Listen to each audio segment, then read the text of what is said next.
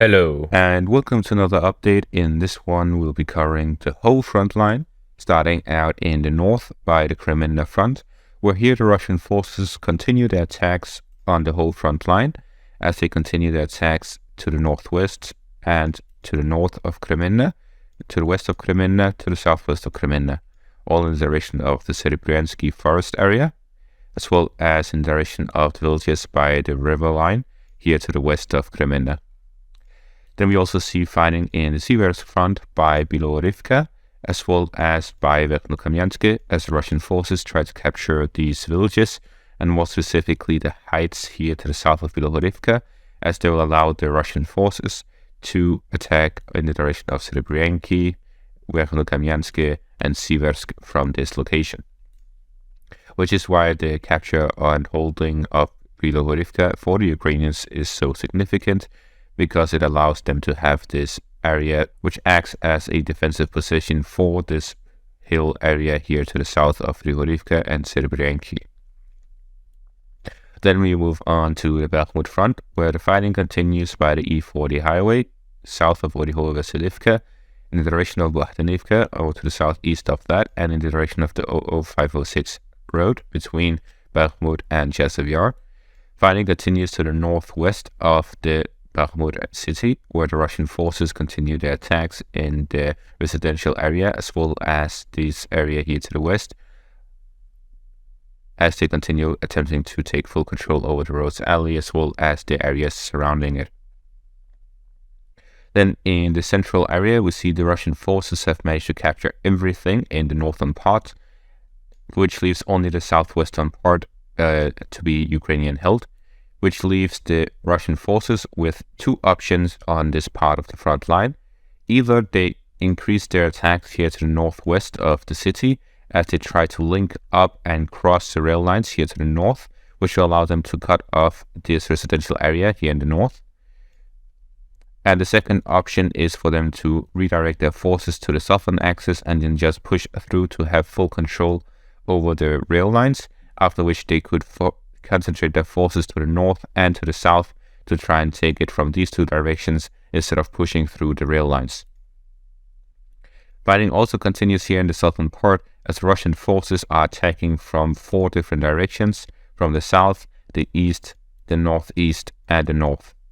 So this is all as the Russian forces attempt to take full control over the eastern part of the rail lines by pushing through all of the Ukrainian defensive positions, and it seems like they are trying to link up these roads so that the Russian forces can go around the residential buildings instead of going house to house by going through the roads, which will allow them to cut off most of the housings here in this area and will allow the Russian forces to force the Ukrainians to withdraw rather than stay at their place. If the Ukrainian forces, despite the Russian advances, decide to stay, then the Russian forces will have a slower advance, as they'll have to clear out every house following the Russian advances. However, they will also receive fewer casualties than if they just were to storm it head on. Then we see here to the southwest, the Russian forces continue their attacks here in southwestern district, as well as by the road between Korsunskogo Street.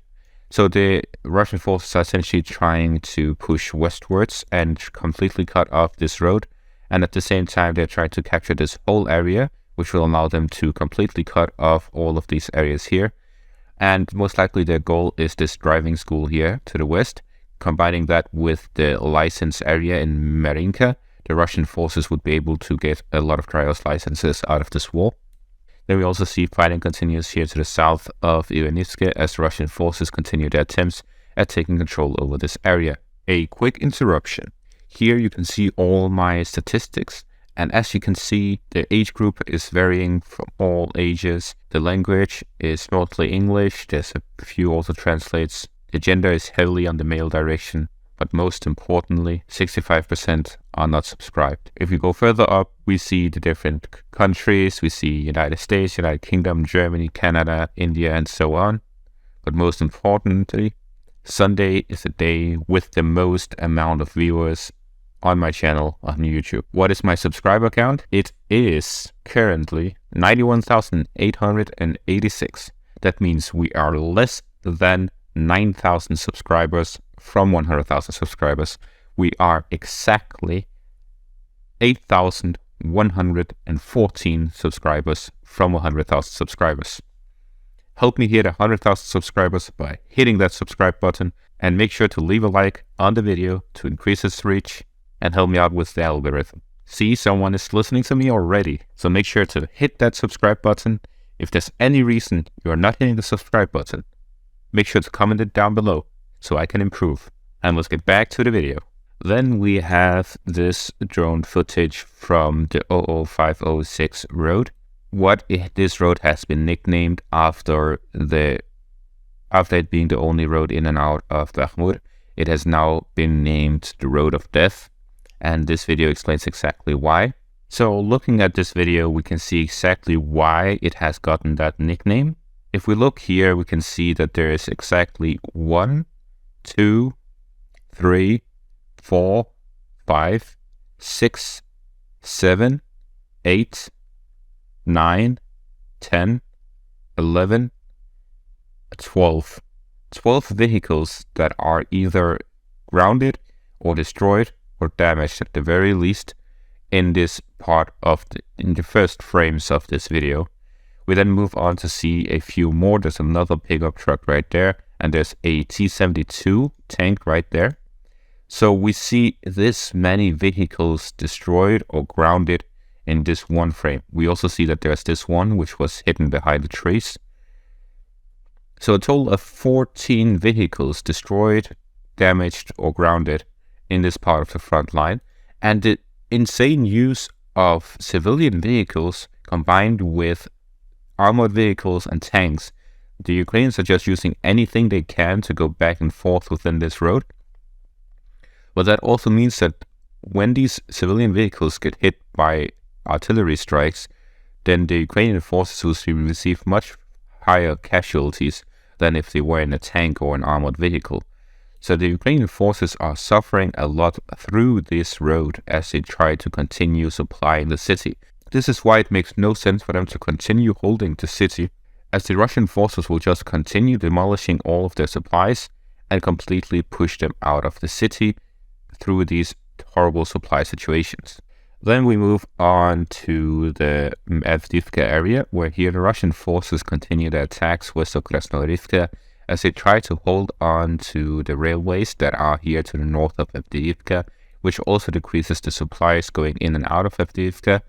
At the same time, fighting continues by Kamyanka as Russian forces want to gain control over this area, specifically all the way to this rift here, as that will allow them to hold everything beyond the high grounds that the Ukrainians control by Avdiivka, which will allow them to focus their forces further northwards to attack in the direction of Stepove and Berdishi, which will allow the Russian forces to focus on encircling the city rather than continuing a frontal assault in the direction of Kamyanka.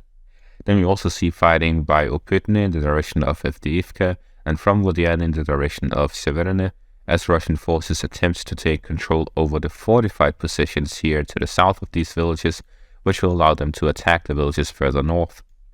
We also see fighting to the north of Pervomaiske, in the center of Pervomaiske, and to the south of Pervomaiske in the direction of Nevelske, as they continue their attempts at capturing this village, as well as pushing the Ukrainian forces back, as they aim to control everything all the way to this river line, which will allow them to have a stronger flank for when they plan on encircling Avdiivka.